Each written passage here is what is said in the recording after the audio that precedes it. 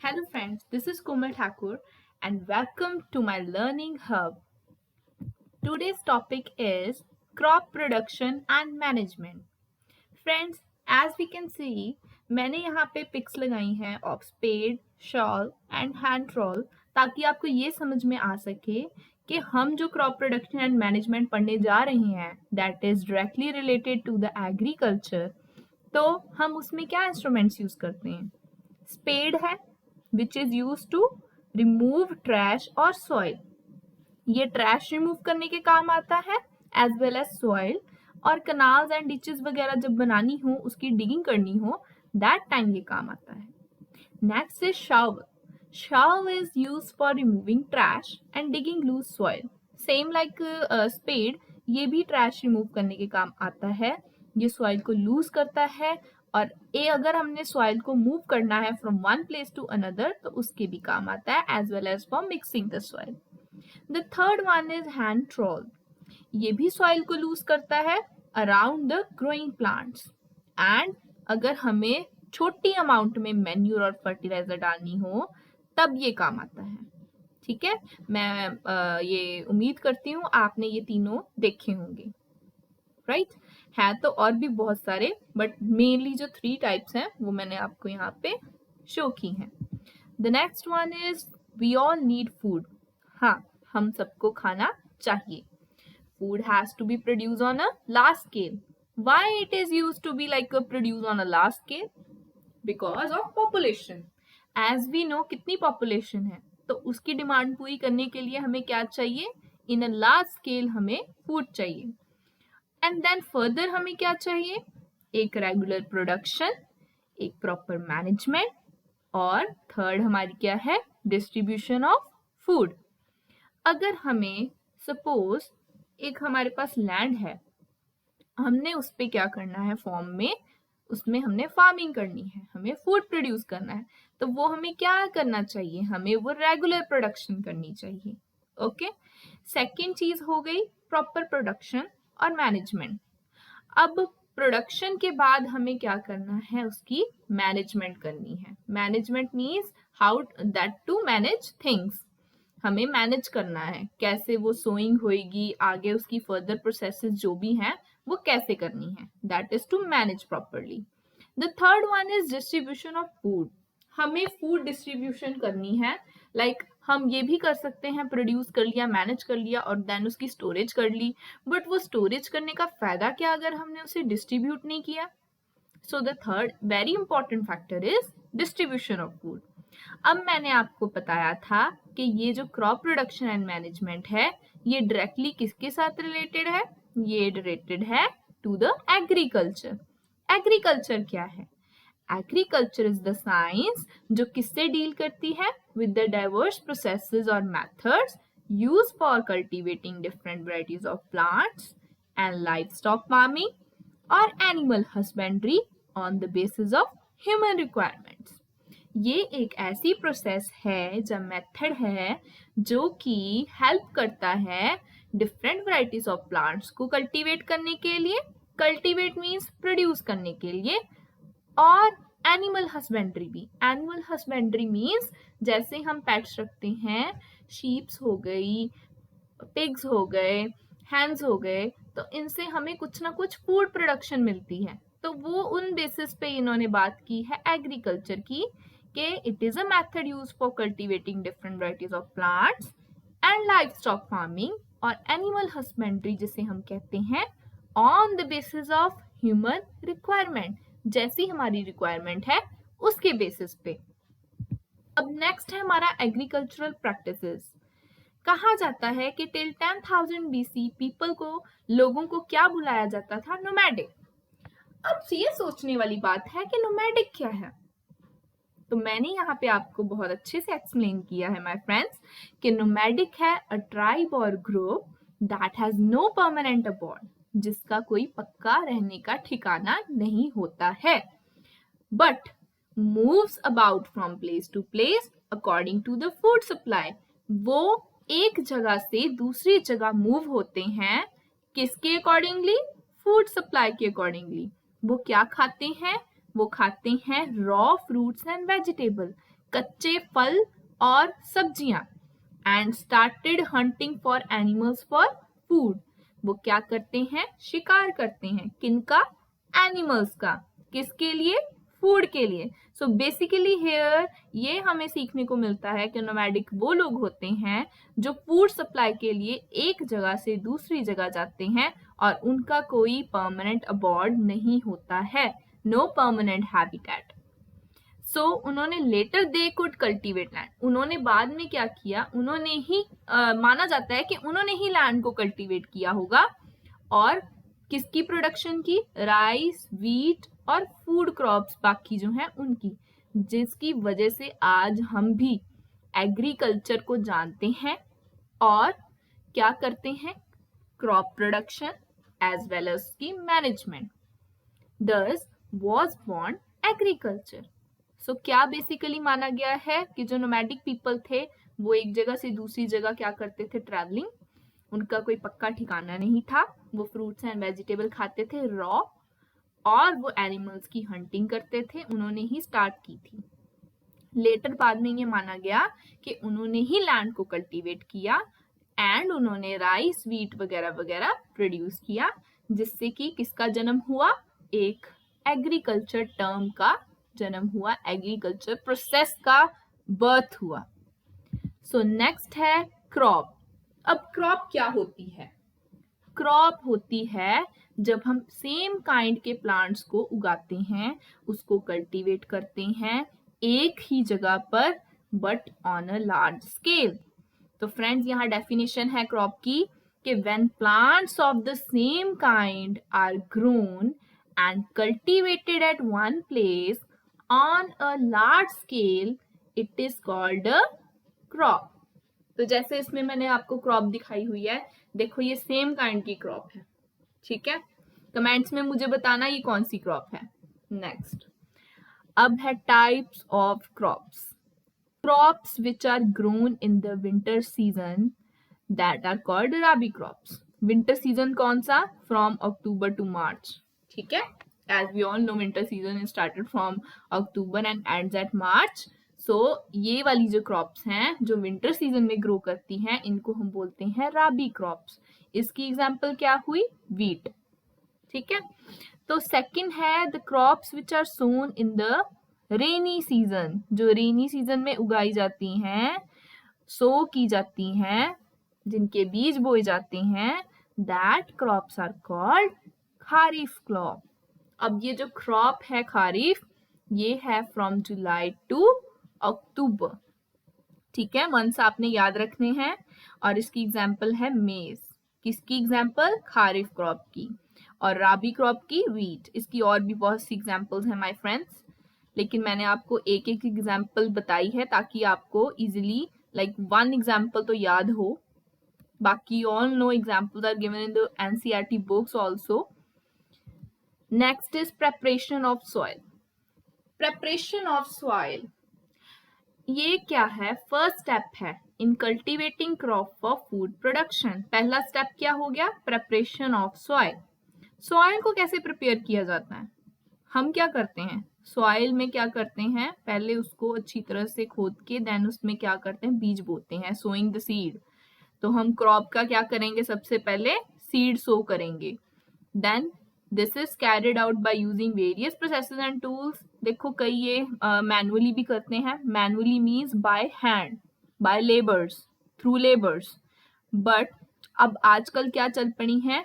Artificial जो है like man made चीजें चल पड़ी हैं, हमारे मशीन्स चल पड़ी हैं जो कि सोइंग का काम करती हैं। ओके, नेक्स्ट इज टिलिंग और ploughing. The process of loosening and turning of the soil is called tilling or ploughing and is done by using a plough. अब ये क्या है? टिलिंग क्या होता है? टिलिंग होता है जब हम मिट्टी को क्या करते हैं? लूज करते हैं, हम मिट्टी को टर्न करते हैं। उस प्रोसेस को क्या कहा जाता है? टिलिंग और प्लफिंग। ठीक है, कई इसे प्लोइंग भी बोलते हैं। इसको यूज किसके साथ किया जाता है? By using a प्लफ। अब प्लफ क्या होता है? प्लफ is a device that is used by farmers for different purposes such as adding of fertilizers, tilling and loosening of the soil. ठीक है, अब मैंने यहाँ पे आपको पिक्चर्स लगा के दिखाई हैं. पहला तो है ट्रैक्टर पे, ये जो प्लफ यूज कर रहे हैं, obviously this is man made and through machine. So ये इजी प्रोसेस है. पहले क्या होता था, इसको हम हल भी बोलते हैं. ठीक है, आपने पढ़ा होगा ह से हल. तो ये जो हल है, ये क्या है, ये मैन मेड जो है, लाइक ये खुद मैन्युअली करते हैं. और दूसरा क्या है, बाय मशीन. ऊपर जो ट्रैक्टर में आपको दिख रहा है वो क्या है, by machine. Okay, so let us discuss some points. First point is, it is also used for adding fertilizers to the soil, removing weeds, scrapping of soil, etc. Means ये soil को अगर हमने fertilizers देने हो तब use होता है. अगर हमें extra weeds remove करनी हो, weeds क्या होता है, these are unwanted plants and इनको remove करने के लिए ये use होता है. And second is the plough chair is the triangular iron stripe. जैसे कि आपको दिखाई दे रहा है नीचे, सेकंड वाली पिक्चर देखिए, इसमें क्या है, ट्रायंगुलर आयरन स्ट्राइप दिखाई दे रही होगी आपको. देन वो कह रहे हैं कि the plough shaft is the main part of the plough which is made using a log of would. अब ये जो मिडल में आपको वुड दिखाई दे रही है, इसमें इन्होंने बताया है कि रॉड टाइप इन्होंने लॉग ऑफ वुड यूज की है. ओके, ये मेन पार्ट है जिससे हम होल्ड करेंगे इसे. The other end of the shaft has a handle, इसका handle type हुआ. ठीक है, and the other end is attached to the beam which is placed on the bull's neck. और ये जो है, कई बार ऐसे भी होता है कि इन्होंने बुल के साथ ही अटैच करने के लिए रखा होता है. एक बड़ी सी रॉड में लगा के 2 3 4 जितने भी हल लगाने हैं आपको, प्लफ लगाने हैं, वो अटैच करके बुल के साथ इन्होंने रखा होता है. बाय बुल भी ये किया जाता है. Okay, A wooden traditional plough can be operated by a pair of an ox or a man. देखिए, अभी जैसे मैंने आपको बताया कि ये ट्रेडिशनल मेथड है. ओके, तो ये किससे ऑपरेट किया जाता है, by a pair of ox और एंड अ मैन. ठीक है, चाहे ये 2 आदमी करें, चाहे ये पेयर ऑफ एन ऑक्स करें. ठीक है, ये ट्रेडिशनल मेथड है. Nowadays these wooden ploughs are being replaced by the iron ploughs. देखिए, आपको दिखाई दे रहा होगा ट्रैक्टर में ये लोहे के प्लव्स यूज किए हुए हैं उन्होंने, और नीचे जो है वुडन है. सो नीचे वाला ट्रेडिशनल है एंड ऊपर वाला न्यू मेथड है. चलिए नेक्स्ट स्लाइड पे जाते हैं. अब आ गया हू. हुई क्या है, is a tool that used to dig up soil to remove weeds and also loosen up the soil before planting sapling. sapling क्या होता है, जब हम सीड्स को उगाते हैं तो लाइक छोटे छोटे प्लांट्स उग जाते हैं, या फिर हम कह सकते हैं जो वीड्स होते हैं, अनवांटेड प्लांट्स, वो थोड़े छोटे छोटे हाइट्स के ही होते हैं, या कुछ medium size herbs shrubs type के भी हो जाते हैं. तो वो उनको लूजन अप करने के लिए उनकी सॉइल को हम, ये सैपलिंग होता है, जैसे हम कहते हैं ना कि हम पंजीरी लेके आए हैं किसी, हम प्लांट को, छोटे से प्लांट को कहीं से उठा के उसको दोबारा अपने यहाँ पे ग्रो करना चाहते हैं. So that is the sapling. समझे आप, जब हम सीड को ग्रो करते हैं, वो छोटा सा प्लांट जब ग्रो करना स्टार्ट होता है, so that stage is known is called as sapling. तो वो हो गया. ठीक है, नेक्स्ट इज कल्टीवेटर. कल्टीवेटर, ये मशीन जो है, इसको कहा गया है कि कल्टीवेटर जो है, इसके ये इक्विपमेंट है, मशीन ये जो है उसके साथ अटैच है with tractor. So a cultivator is attached to the tractor and helps in loosening soil. Cultivators are used instead of plough since they are faster. ये देखिए इनका क्यों ये इन्होंने रिप्लेस किया है पुराने ट्रेडिशनल प्लव्स को, बिकॉज ये क्या है, फास्टर हैं. चलिए नेक्स्ट चलते हैं. आगे आ गया सोइंग. सोइंग क्या है, sowing is the process of planting the seeds in the soil. Very easy my friends, seeds को प्लांट करना इन द सॉइल, इस प्रोसेस को कहा जाता है sowing. The seeds are sowed in the soil that is loosened by a cultivator or plough. Seeds को जब हम उसमें सोड करवाते हैं सॉइल में, तो वो पहले क्या किया जाता है, पहले कल्टीवेटर के साथ मिट्टी को लूज किया जाता है, उसके बाद हम सीड को सो करते हैं. समझे. नेक्स्ट है quality of the seeds. I hope friends you are getting my words. Quality of the seed, देखो अगर हम सोइंग कर रहे हैं तो क्वालिटी भी अच्छी होनी चाहिए ना. तो quality of the seed is the very important factor that determines the crop yield. Crop yield क्या होती है कि हमें कितनी क्रॉप जो है उसका रिजल्ट, उसका आउटकम कितना निकलेगा। ठीक है, जब वो अच्छी तरह से ग्रो अप हो जाएगी, जब हम फसल काटेंगे तो हमें क्या मिलेगा, उसका रिजल्ट कितना मैटर, हमें कितना क्या मिलेगा वो। Second is selection of good seed is done by putting the seeds in water. देखो हम कैसे सिलेक्ट कर सकते हैं अच्छे बीज कौन से हैं, हम उन्हें पानी में डालकर देख सकते हैं। The dead and damage seed become hollow. जो तो खराब होंगे, सड़े गले होंगे, अच्छे नहीं होंगे, वो क्या करेंगे बताइए, वो पानी के ऊपर ऊपर ही रहेंगे क्योंकि वो अंदर से खोखले हैं, होलो हैं। होलो क्या होता है, अंदर से खाली। And float on water, whereas जो अच्छे होंगे वो सिंक कर जाएंगे, डूब जाएंगे। ठीक है, हम ऊपर ऊपर वाले बीज फेंक देंगे और जो गुड सीड्स है उनको ग्रो करवाएंगे। Okay my friends. Next is manures and fertilisers. ये मैंने आपको बताया था कि मैं आपको इसके बारे में अच्छे से समझाऊंगी। सो अब ये स्लाइड आ गई है। मैन्यूज एंड फर्टिलाइजर्स होते हैं जो कि सॉइल में हम ऐड करवाते हैं to increase their fertility. Fertility क्या होती है, ग्रोथ आउटकम। जो हम फर्टिलिटी होती वो होता है कि कितना अच्छा उसका प्रोडक्शन होएगा। ठीक है, ये जो मैन्यूज हैं ये किससे तैयार किए जाते हैं। अच्छा फ्रेंड्स, आप मुझे कमेंट में ये भी बताइएगा कि मैन्यूर अच्छे होते हैं या फर्टिलाइजर, ज्यादा बेटर क्या है according to you, what do you think. Okay, तो ध्यान से सुनिए ये।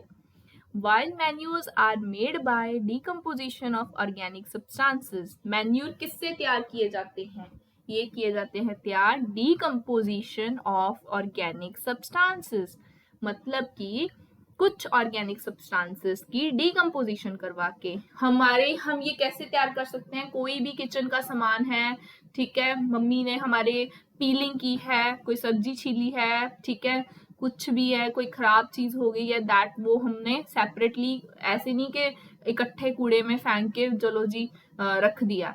ठीक है, हम ये जो है जिसे हम कचरा समझते हैं ये एक्चुअल में मैन्यूर है। हम इसको क्या करेंगे, सेपरेटली रखेंगे एक अलग बकेट में, और उसके बाद हमारी जो क्रॉप्स लगी हैं, जब प्लांट्स लगे हैं, हमारा जो गार्डन है उसमें अगर हम ये डालें मैन्यूर, तो ये एक लाइक कहो कि बहुत अच्छा ऑर्गेनिक सब्सटेंस ही है ये।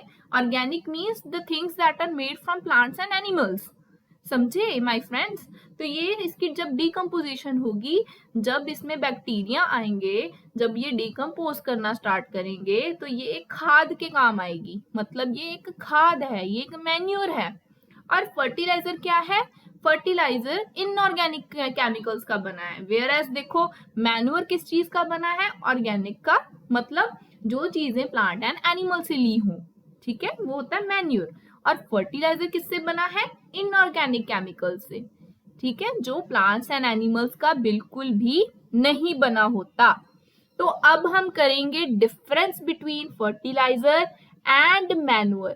फर्टिलाइजर क्या है, इनऑर्गेनिक सॉल्ट, और मैन्योर क्या है, that is prepared from organic matter such as human waste, cow dung and farm waste. Farm waste क्या हो गया, जो वही सब्जियां वगैरह का वेस्ट। Then second point is fertilisers are manufactured in factories. इनको कहाँ बनाया जाता है, फैक्ट्रीज में। और मैन्यूर्स को कहाँ बनाया जाता है, फार्म्स में। Third point is fertilisers are added in comparatively smaller quantity. इनको हम थोड़ा थोड़ा डालते हैं। फ्रेंड्स, आपने देखा होगा कि कैसे वो स्प्रे करते हैं। ओके, तो वो जब स्प्रे करते हैं दैट इज इनऑर्गेनिक केमिकल्स, तो वो फर्टिलाइजर्स होते हैं। And manures need to be added in a large quantity. देखो फर्टिलाइजर हमें कम क्वांटिटी में चाहिए और मैन्योर हमें ज्यादा क्वांटिटी में चाहिए, क्योंकि उसके अंदर न्यूट्रिएंट जो है उसकी मात्रा, उसका कंटेंट लेस होता है, कम होता है। लेकिन फर्टिलाइजर्स में उसका कंटेंट क्या होता है, मोर होता है, उसमें न्यूट्रिएंट कंटेंट मोर होता है, पर वो स्मॉलर क्वांटिटी में चाहिए, और मैन्योर में लार्ज क्वांटिटी। अब इसका लास्ट पॉइंट है, fertiliser do not provide any humus to the soil, और manures provide a lot of humus to soil. Humidity चाहिए इसे, ह्यूमस चाहिए मैन्योर को। इसको क्या चाहिए, ह्यूमस क्यों चाहिए, ये इसका रीजन यही है क्योंकि इसमें डिकम्पोजिशन होता है। लेकिन फर्टिलाइजेशन जो है, इसमें फर्टिलाइजर जो हम डालते हैं इसमें क्या है, कोई भी डिकम्पोजिशन नहीं होता है। इसकी लिमिटेशन क्या है? लिमिटेशन है excessive use of fertiliser can cause pollution. देखो, इनऑर्गेनिक केमिकल्स अगर हमारे अंदर जाते हैं सब्जियों के साथ, तो वो एक तो पोल्यूशन, तो सॉइल पोल्यूशन हो रहा है, दूसरा ये हमें भी क्या कर सकता है, हमारे लिए भी डेंजरस हो सकता है, हमें भी प्रॉब्लम क्रिएट कर सकता है। It can also change pH of the soil in certain rare cases. कुछ केसेस में फर्टिलाइजर यूज करने से सॉइल का जो पीएच लेवल है वो चेंज हो जाता है, ठीक है, जिससे क्या होती है, कुछ मतलब एक क्रॉप की तो फर्टिलिटी इंक्रीज हो जाती है, लेकिन जब हम सेकंड क्रॉप करते हैं तो उसकी क्या होती, फर्टिलिटी उतनी नहीं आती। Okay, next is crop rotation. Crop rotation क्या है? ये है अगर हम सेम क्रॉप को दोबारा से ग्रो नहीं कर रहे, सपोज करो हमने वीट को ग्रो किया, वीट ग्रो करने के बाद हमने दोबारा उस पर कोई और हमने क्रॉप उगा ली, तो दैट इज क्रॉप रोटेशन। जब हम ऐसा नहीं करते, मतलब एक क्रॉप को कॉन्टिन्यूसली ग्रो नहीं करवाते, देखिए ध्यान से देखना, डेफिनेशन में क्या लिखा है, crop rotation ensures that the same crop will not grow continuously and lead to the erosion of the soil fertility. ठीक है, by growing crops that require different sets of nutrients we can ensure the soil fertility is restored. Crop rotation क्यों की जाती है? क्योंकि अगर हम same crop बार बार उगाएंगे, उसे ग्रो करवाएंगे, तो वो हमारी सॉइल फर्टिलिटी को इरोड कर सकती है। क्यों, ऐसा क्यों है? क्योंकि एक फसल को न्यूट्रिएंट्स चाहिए होते हैं। न्यूट्रिएंट कहाँ से मिलते हैं? सॉइल से मिलते हैं। तो फ्रेंड्स, वो सॉइल की फर्टिलिटी इरोड करता है। जब हम बार बार एक ही फसल उगाएंगे, एक ही हम क्रॉप्स उगाएंगे, तो वो क्या करेगा, सॉइल को इरोड करेगा। उस चीज को स्टॉप करने के लिए, रिड्यूस करने के लिए हम मेथड यूज करते हैं क्रॉप रोटेशन। इसको ये ऐसी ग्रो करवाने से डिफरेंट सेट्स ऑफ न्यूट्रिएंट्स मिलते हैं सॉइल में, वो इंश्योर हो जाता है कि वापस वो न्यूट्रिएंट रीस्टोर हो जाएं। अब इसमें बात की गई है कि वीड्स क्या है। वीड्स ऐसे प्लांट्स हैं जो अनडिजायरेबल हैं, जो हमें नहीं चाहिए, जो अपने आप उग जाते हैं बाकी क्रॉप्स के साथ। देखिए, कुछ ऐसे भी होता है, हम खाली प्लॉट देखते हैं, जब खाली ऐसी जगह देखते हैं जहां अनवांटेड प्लांट से उगे होते हैं, जो जिसे हम झाड़ियां बोलते हैं अननेसेसरी की। कुछ ऐसी प्लांट्स जो हमें नहीं चाहिए, ऐसे प्लांट्स जो हमें अच्छे नहीं लगते हैं देखने में भी, दैट आर वीड्स।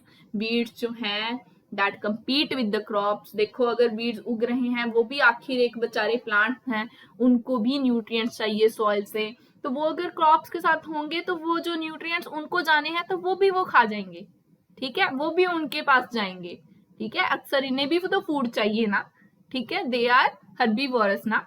तो वीड्स कंपीट मतलब कि ये बाकी क्रॉप्स के साथ लड़ाई करते हैं, लड़ते हैं, कंपीट करते हैं। किस लिए? ताकि ये भी पानी ले सके, ये भी न्यूट्रिएंट्स ले सकें, ये भी थोड़ी स्पेस ले सके, ये भी लाइट ले सकें।